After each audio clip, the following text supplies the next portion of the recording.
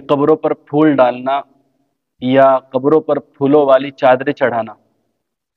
یا اسی طرح جب میت کو لے کر کے جاتے ہیں تو میت کے اوپر پھولوں کے ہار اور پھولوں کے گلدستے ڈالے جاتے ہیں، اور اسی طرح جب مردے کو دفنا دیا جاتا ہے تو اس کی قبر کے اوپر بھی پھول بکھیر دیے جاتے ہیں۔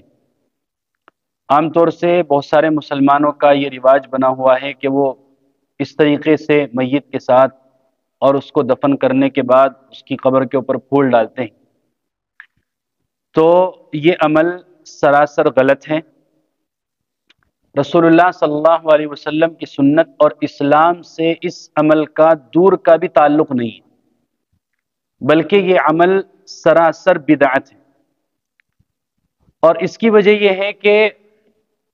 رسول اللہ صلی اللہ علیہ وسلم نے اپنی ساری حیات طیبہ میں کبھی کسی میت کے ساتھ یا کسی قبر کے ساتھ ایسا معاملہ نہیں کیا۔ رسول اللہ صلی اللہ علیہ وسلم کی زندگی میں آپ کے بہت سارے صحابہ شہید ہوئے اور بہت سارے صحابہ کا انتقال ہوا، آپ کے بیٹوں کا انتقال ہوا، آپ کی بیٹیوں کا انتقال ہوا، ولیکن رسول اللہ صلی اللہ علیہ وسلم نے کبھی کسی قبر والے کے ساتھ ایسا معاملہ نہیں کیا کہ آپ نے کبھی کسی قبر پر پھول ڈالے ہوں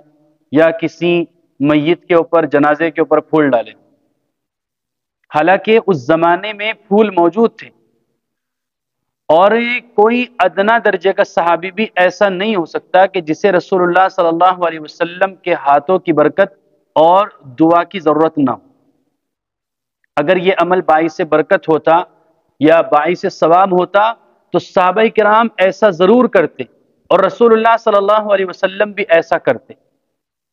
ولیکن رسول اللہ صلی اللہ علیہ وسلم کی ساری حیات طیبہ میں ایسا نہ کرنا